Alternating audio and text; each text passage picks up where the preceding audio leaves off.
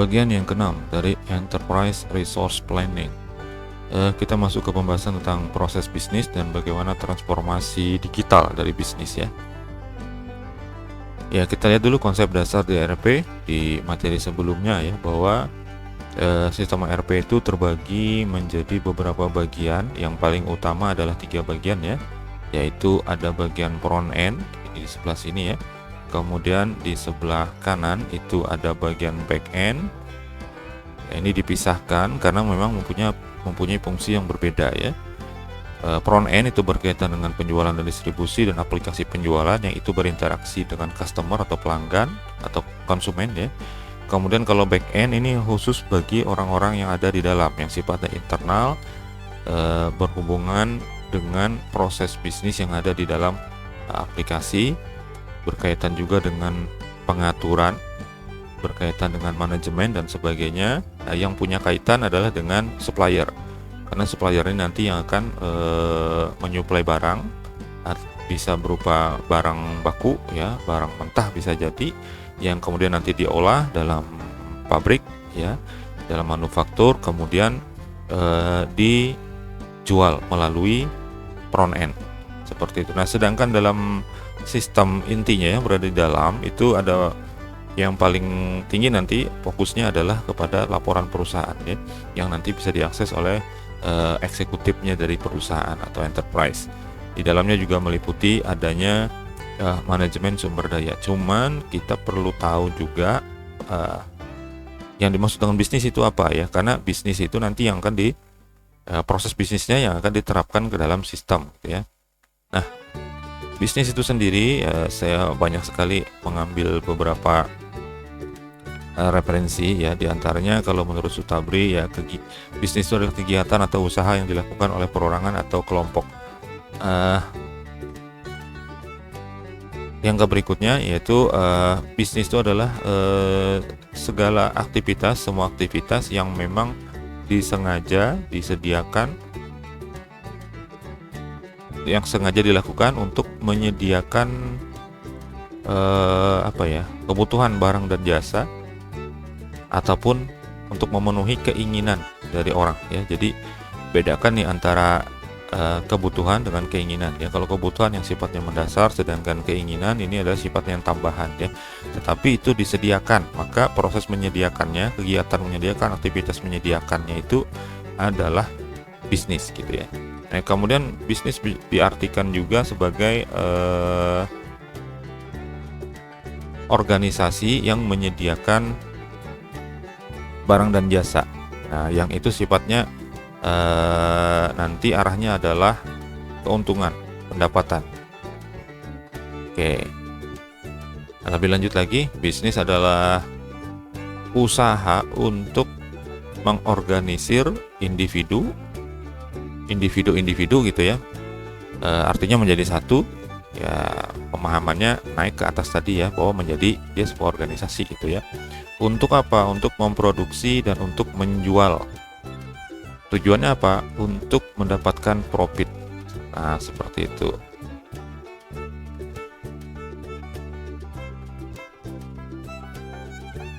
Nah, layanan yang diberikan ini untuk memenuhi kebutuhan dari masyarakat gitu ya, yang memerlukannya. Baik itu memerlukannya di sini nih memerlukan kebutuhan pokok atau hanya untuk memenuhi keinginan aja yang sifatnya tidak pokok begitu ya. Jadi kita bisa simpulkan bisnis ini kegiatan yang dilakukan baik itu oleh perorangan maupun sekelompok orang begitu, yang tujuannya untuk,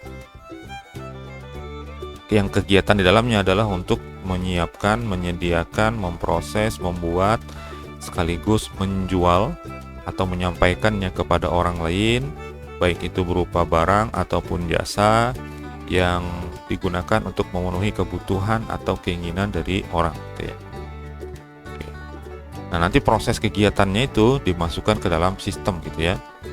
Ya, kita lanjut nih fungsi-fungsi dari bisnis, yaitu yang pertama kita sebut aja dulu ke bawah ya. Ada form utility. Jadi fungsi utama bisnis itu adalah mengubah bentuk. Nah, ini yang disebut dengan produksi. Jadi bahan baku, bahan mentah diproses, jadilah sesuatu yang bisa dijual seperti itu ya. baik itu bentuknya barang ataupun jasa, ya, yang awalnya kurang bernilai begitu ya. Sehingga setelah mengubah bentuknya, maka dia menjadi punya nilai gitu. Kemudian yang kedua adalah place utility. Nah, ini mengubah tempatnya, berarti ini proses distribusi ya. Jadi fungsi bisnis itu adalah mengubah tempatnya dari pabrik, kemudian ke gudang, dari gudang ke distributor, dari distributor mungkin ke agen lagi, mungkin ke toko-toko gitu ya, atau ke front end, lalu sampailah dia kepada konsumen atau pelanggan gitu ya.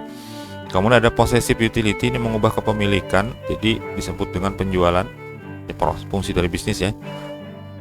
Yang semula itu hasil produksi dari perusahaan, milik perusahaan, tapi ketika dilakukan penjualan maka terjadi proses perubahan kepemilikan. Ketika dia ditukar begitu dengan nilai tertentu, maka pada saat itu barang tersebut adalah menjadi milik dari orang yang membayar. Artinya dia menukar gitu ya. Kemudian ada time utility, ini mengubah waktu gunanya, ini adalah pemasaran. Jadi memasarkannya itu.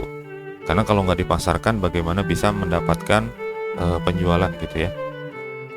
Oke, itu adalah fungsi dari bisnis. Setidaknya ada 4 itu. Yang awal mulanya bisnis itu adalah mengubah sesuatu yang nilainya kurang menjadi lebih bernilai. Nah, proses bisnis sendiri adalah kumpulan aktivitas atau pekerjaan terstruktur yang saling terkait untuk menyelesaikan suatu masalah tertentu atau menghasilkan produk atau layanan atau jasa gitu ya. Ini kumpulan aktivitas atau pekerjaan yang terstruktur. Jadi ada aturannya, ada pedomannya, ada langkah-langkahnya begitu ya. Tidak bisa sembarangan karena nanti tidak akan tercapai. Kalau sembarangan ya tidak akan bisa tercapai tujuan dari bisnisnya, yaitu untuk tadi kan untuk memenuhi kebutuhan orang-orang ya. Nah, kemudian ada lagi pemahaman lain dari proses bisnis, yaitu aktivitas terukur dan terstruktur. Nah, ini terukur dan terstruktur untuk memproduksi output tertentu untuk kalangan tertentu. Jadi tidak semuanya bisnis itu untuk segala hal gitu ya. Ada orang yang hanya memproduksi baju, ada yang hanya celana, ada yang baju dan celana, tapi tidak semuanya gitu ya. Jadi nanti terukur dan terstruktur. Penekanannya pada bagaimana pekerjaan dijalankan dalam organisasi, itu namanya proses. Karena proses itu kan aktivitas kegiatannya, bagaimana prosesnya ya. Bagaimana dilakukannya gitu. Nah, suatu proses urutan spesifik dari aktivitas kerja lintas waktu dan ruang dengan awalan dan akhiran, dan secara jelas mendefinisikan input dan output. Ya, mesti pada saat proses bisnis itu ada memulainya. Untuk satu produk tertentu ya, proses memulainya seperti apa, jalan dia sampai dengan ke akhirnya menghasilkan apa begitu. Nah, kemudian dia kerja lintas waktu. Lintas waktu itu artinya tidak hanya pada saat ini saja, tetapi berkelanjutan. Kemudian lintas ruang, karena bisa jadi satu proses itu dilakukan pada satu tempat, nanti untuk menyelesaikannya, memfinalisasinya itu ada di tempat lain begitu. Seperti misalnya pabrik mobil dan sebagainya begitu ya. Kalau pabrik mobil tentu ada bagian yang bikin bannya aja, ada yang bikin setirnya saja, ada yang bikin bodi, rangka, dan peralatan-peralatan yang lain. Yang kemudian nanti pada akhirnya adalah berakhir di satu tempat, yang tempat finishingnya. Nah, kemudian belum lagi nanti ada lagi tempat lain ya setelah finishing, sebelum dijual dipasarkan, yaitu testing. Jadi kalau mobil tuh dilakukan proses uji coba ya, misalnya ditabrakkan dan sebagainya. Itulah proses bisnis. Nah, kemudian pengembangan proses bisnis ya. Proses bisnis ini perlu diperbaiki terus-menerus. Nggak bisa kita jalan dalam langkah-langkah yang baku seperti itu saja. Misalnya kita sudah pernah lakukan, misalnya itu saja, tidak. Kita harus bisa mengembangkan karena tujuannya adalah untuk menyesuaikan dengan kebutuhan. Ya, seperti itu ya. Yang pertama, ini dari atas nih ya. Kalau kita baca dari atas, mengidentifikasi dan mengimplementasikan pengembangan ya. Kemudian mengukur, yang kedua mengukur performance-nya, kinerjanya seperti apa. Kemudian lihat prosesnya ya, diikutin prosesnya, lalu menetapkan ukurannya. Ini kita bacanya nanti kebalik ya, ke sebelah kanan. Nah, kemudian yang terakhir adalah mendokumentasikan prosesnya itu. Jadi disimpan itu langkah-langkahnya dalam bentuk dokumen seperti. Dan ini berkembang terus ya. Nanti mengidentifikasi lagi dan mencoba mengimplementasikan improvementnya seperti apa. Kita baca dari bawah juga bisa ya. Yang pertama ada dokumentasi proses, kemudian menetapkan ukurannya, standarnya, karena tadi kan katanya harus terukur dan terstruktur ya. Kemudian ya ikuti perkembangan prosesnya, lalu mengukur performance-nya, kinerjanya ya. Jadi kalau tadi ditetapkan, kemudian kita ukur ini tercapai atau tidak gitu. Kemudian diidentifikasi lagi dan diimplementasikan pengembangan lebih lanjutnya seperti apa, dan itu berjalan terus menerus ya. Nah, organisasi itu harus mengikuti dan memanfaatkan perkembangan teknologi agar bisa bertahan. Kalau nggak bisa ya. Karena itulah muncul yang namanya perkembangan pada ERP ya. Nanti kita akan bahas di bagian yang lain ya. Kalau tidak mengikuti maka akan kesulitan dalam nanti bertahan ya. Kenapa? Karena misalnya dalam hal promosi, pihak lain sudah menggunakan media sosial misalnya, sedangkan kita belum, maka orang tidak akan kenal dengan produknya kita begitu. Kita lanjutkan lagi ya. Ini masuk ke transformasi proses bisnisnya secara digital ya. Di transformasi digital ini alih rupa aktivitasnya ya, proses dan model bisnis secara keseluruhan dengan memanfaatkan perkembangan teknologi. Tujuan utamanya adalah meningkatkan efisiensi, mengelola risiko, dan menemukan peluang bisnis baru ya. Jadi transformasi yang dimaksud situ adalah mengubah aktivitas, proses, dan model bisnis dengan memanfaatkan perkembangan teknologi. Jadi aktivitasnya kalau dulu manual, kita ubah menjadi alih rupa ya, menjadi terkomputerisasi. Prosesnya yang semula misalnya memerlukan waktu yang lebih lama, nah dengan bantuan teknologi harusnya bisa jadi lebih cepat. Kemudian pemodelan bisnisnya juga bisa lebih baik karena kita sudah menggunakan teknologi. Nah, karena tujuan utamanya adalah meningkatkan efisiensi, artinya secara keseluruhan ya, efisiensi itu waktu yang digunakan dalam memproses itu jadi lebih singkat, biaya yang digunakan untuk melaksanakan proses itu jadi lebih sedikit, kemudian untuk bahan baku, bahan mentah dan sebagainya juga tidak banyak yang digunakan untuk hasil yang sama begitu ya, dan yang lain-lain ya. Kemudian mengelola risiko. Nah, dengan bantuan teknologi kita bisa melakukan mitigasi atau perkiraan atau prediksi terhadap risiko-risiko yang mungkin terjadi, atau bahkan kita bisa mengelola data risiko yang terjadi. Artinya sudah terjadi nih, kita bisa kelola menggunakan sistem sehingga nanti bisa jadi pelajaran atau bahan perbandingan jika nanti suatu saat akan kemungkinan menemui risiko yang sama begitu ya. Bisa juga menemukan peluang bisnis baru. Nah, dengan bantuan teknologi ini terbuka peluang bisnis baru ya, karena bagaimanapun kita tidak bisa lepas dari perkembangan teknologi. Oke, arah transformasi digital yang pertama adalah secara internal nih, untuk meningkatkan efektivitas dan kinerja dalam perusahaan. Secara internal ya, dengan bantuan sistem nanti pekerjaan jadi lebih cepat, lebih mudah, lebih simple gitu ya, nggak terlalu banyak ribetnya gitu, lebih cepat dan lebih tepat gitu ya. Nah itu secara internal. Tetapi boleh jadi nanti akan ada masalah nih ya. Nanti kita bahas juga ini. Bisa jadi akan ada masalah dalam penerapan transformasi digital itu dalam bentuk ERP kalau penggunanya secara internal itu tidak siap. Kadang-kadang ada yang lebih enak gitu menggunakan cara manual begitu ya, karena dia lebih senang. Kenapa? Karena lebih lambat. Ini tergantung dari orangnya ya. Jadi pekerjaan itu lambat, dia malah senang. Kenapa? Karena pekerjaannya jadi sedikit gitu. Nah, dengan bantuan teknologi transformasi digital Nah itu akhirnya nggak bisa lagi dilakukan. Nah orangnya yang sukanya lambat, sukanya santai begitu ya, itu akan menjadi menimbulkan penolakan. Biasanya akan terjadi seperti itu ya. Tetapi ya tergantung perusahaannya, nanti tergantung enterprise-nya nanti akan menerapkannya seperti apa begitu ya. Apakah dipaksakan begitu ya. Tetapi dipaksakan justru lebih bagus ya. Kenapa? Karena efektivitas dan efisiensi itu lebih penting di perusahaan.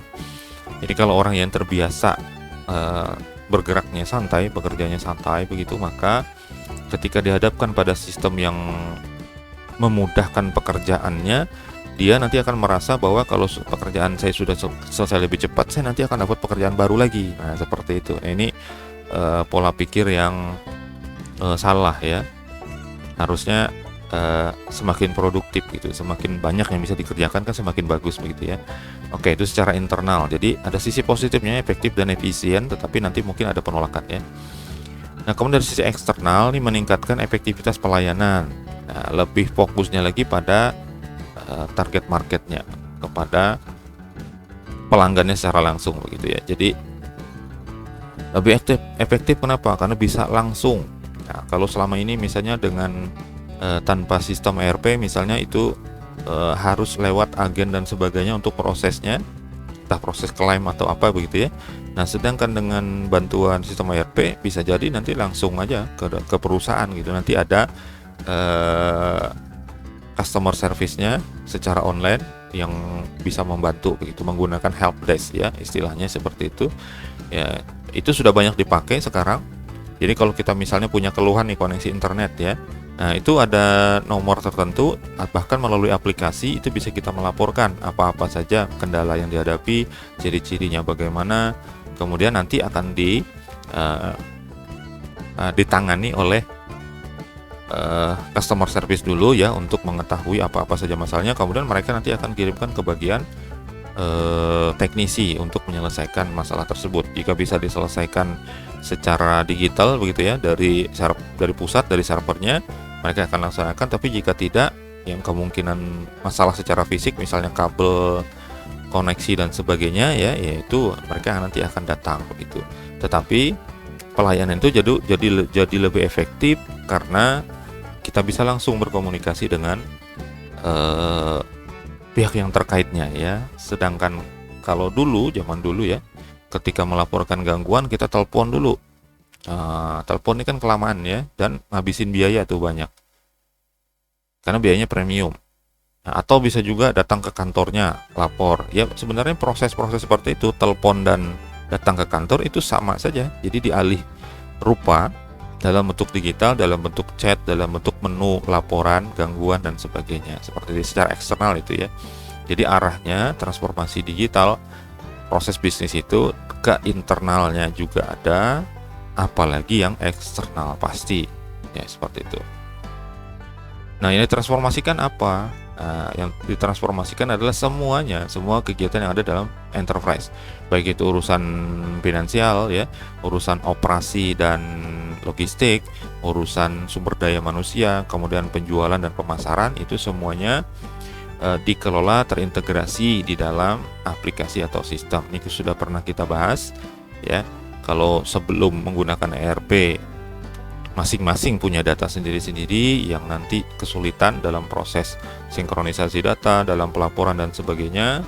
Maka dengan sistem yang terintegrasi semuanya lebih mudah dilakukan. Inilah ditransformasikan dari yang awal mula yang punya data sendiri-sendiri diubah menjadi sistem yang terintegrasi. Nah, integrasi sistem itu ada dua ya. Ada integrasi logis atau disebut juga dengan human integration. Ini berarti membangun sistem informasi yang memungkinkan perusahaan berbagi data dengan seluruh pemangku kepentingan berdasarkan kebutuhan dan otorisasinya.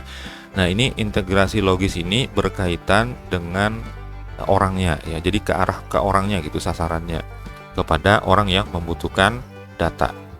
Nah, ada yang menyediakan data, nanti ada yang membutuhkan data ya. Pada kasus atau pada keadaan penjualan misalnya, nah ini dua arah ya. Pertama, perusahaan menyediakan data-data produknya, kemudian pembeli itu menyediakan data kebutuhan mereka apa gitu. Jadi misalnya ketika seseorang melakukan pilih suatu produk, ya, pada saat dia memasukkan ke keranjang, pada saat itulah dia sebetulnya sedang memberikan informasi kebutuhannya dia. Pada saat yang sama juga perusahaan mengetahui atau toko gitu ya, mengetahui bahwa seseorang ini memerlukan ini gitu, memerlukan apa yang dia masukkan ke dalam keranjang tadi. Dan itu diotorisasi. Otorisasi itu artinya diberikan data itu kepada orang yang tepat begitu. Oke, itu secara logis ya. Jadi bagaimana caranya menggabungkan, mengintegrasikan semua kepentingan itu sesuai dengan fungsinya ke dalam sebuah sistem gitu. Ada pelanggan, nanti supplier, ada keuangan, ada HR dan sebagainya, ngumpul jadi satu di situ. Nah, itu adalah integrasi logis. Kemudian integrasi secara fisik, ini konektivitas yang mulus antar sistem aplikasi yang berbeda kalau ya ada ya, dan memberikan tampilan presentasi yang baik dan tersinkronisasi pada setiap basis data aplikasi. Nah, ini yang kita maksud di gambar sebelumnya tadi ya. Dia jadi satu semuanya seperti itu, walaupun nanti di dalamnya ada subsistem yang berbeda ya. Misalnya kan untuk keuangan dia kan punya modul sendiri. Nah, kemudian ada lagi misalnya untuk pergudangan atau warehouse dia punya lagi sendiri gitu ya, subsistem atau modulnya. Nah, yang pasti dipastikan semuanya tersinkronisasi dengan baik dan punya tampilan yang baik juga gitu ya. Nah, ini secara fisik ya, memang nggak kelihatan gitu ya. Tapi bagian yang kelihatannya adalah karena berkaitan dengan konektivitas yang mulus, maka perlu juga terhadap perangkat keras, yaitu perangkat jaringan ya, secara fisik nih. Kalau sistem, tampilan dan sebagainya ini kan non fisik ya, sifatnya software. Nah, kalau ini hardware. Jadi dua-duanya integrasi fisik itu adalah software dan hardware, walaupun software tuh nggak kelihatan gitu ya. Tapi dia nanti kelihatannya pada saat dijalankan. Nah, kemudian langkah-langkah integrasi ini ada 8 ya. Langkah-langkahnya yang pertama adalah kategorisasi sumber daya. Nah, ini diinventarisir sumber dayanya berupa hardware dan software apa saja yang diperlukan. Kemudian langkahnya adalah kegiatan kesesuaian dan standarnya. Kita perlu periksa kesesuaian database dan teknologi yang digunakan.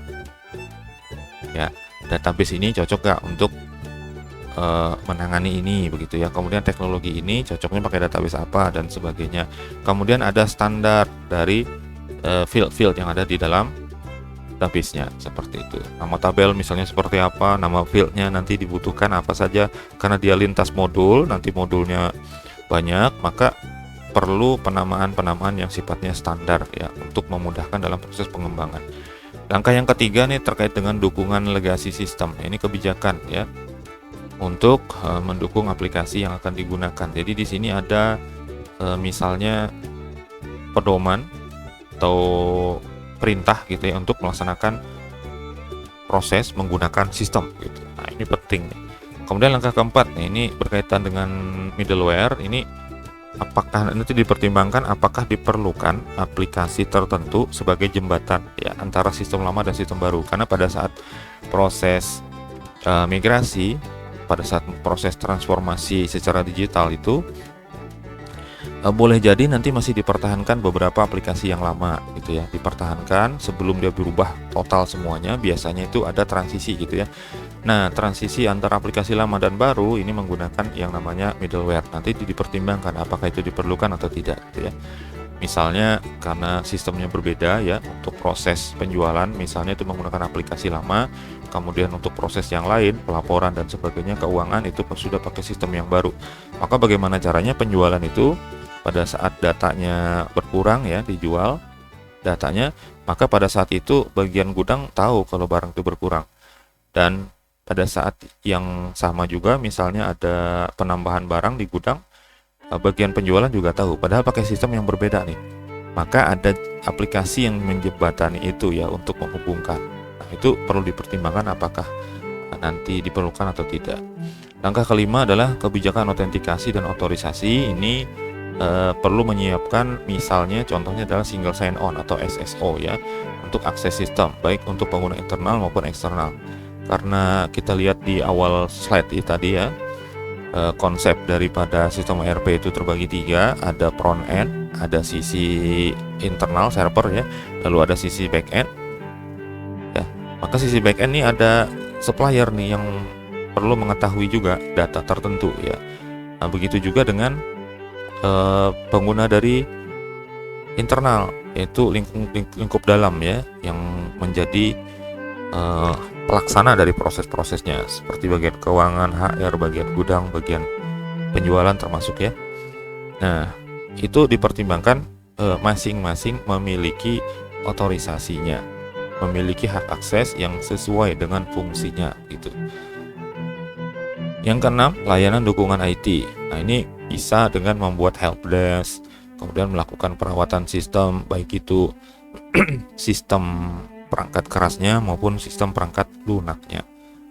Helpdesk tadi sangat penting ya, ini berkaitan dengan layanan kepada customer, maka sangat diperlukan.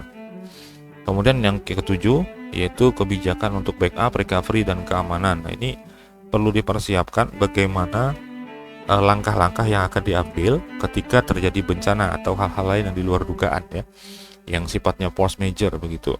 Maka bagaimana caranya?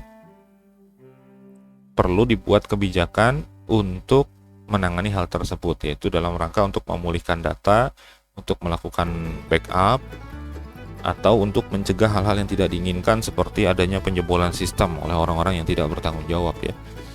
Kemudian langkah yang ke-8 adalah standarisasi hardware dan software. Nah, ini mengembangkan kebijakannya. Yang perlu dilakukan adalah mengembangkan kebijakannya nanti misalnya ya, untuk beberapa waktu ke depan nanti akan terjadi, kita akan laksanakan misalnya peningkatan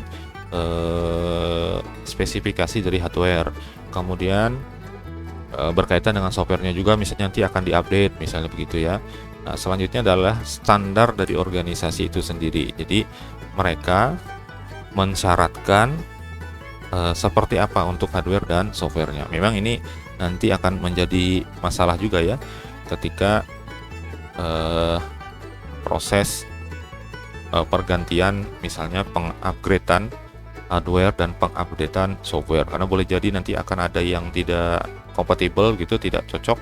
Maka ini perlu dipertimbangkan oleh sisi manajemen begitu ya, bagaimana langkah-langkah integrasinya ini bisa berjalan dengan mulus, yaitu 8 langkah yang mungkin saja tidak semuanya perlu dilaksanakan, tergantung dari kebutuhan ya.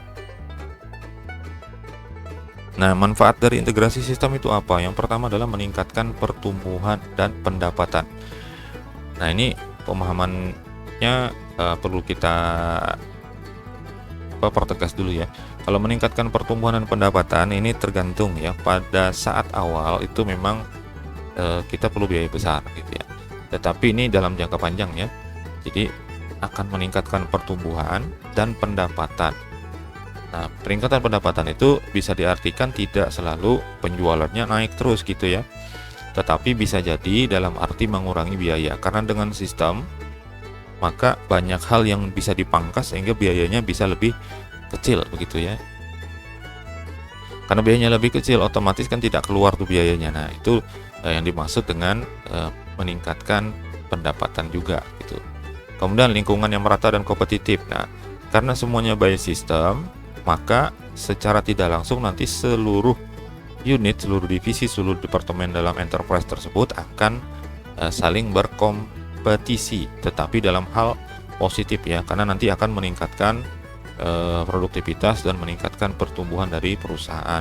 Contohnya apa? Contohnya misalnya pada saat terjadi penjualan yang luar biasa, semakin meningkat ya, maka secara otomatis nanti bagian gudang itu juga akan menyediakan bahan jadi lebih cepat. Mereka akan menambah kembali persediaan begitu ya. Kemudian dari bagian produksi juga sama, akan meningkatkan jumlah produksinya. Nah, bagian keuangan juga sama. Nah, akan dengan segera melakukan pembayaran kepada supplier, kemudian nanti akan mempercepat juga proses perhitungan laba rugi dan sebagainya gitu ya. Jadi ada kompetitif di situ. Kemudian memperbaiki visibilitas informasi sehingga bisa membantu mengambil keputusan ya. Jadi dengan adanya sistem terintegrasi, pimpinan lebih mudah untuk melihat bagaimana keadaan dari sebuah perusahaan tersebut ya, karena mereka melihat summary-nya ya, ringkasan-ringkasan, misalnya produk terjual ada berapa, terjadi peningkatan perbandingan dengan bulan-bulan sebelumnya misalnya di yang data yang ditampilkan ya.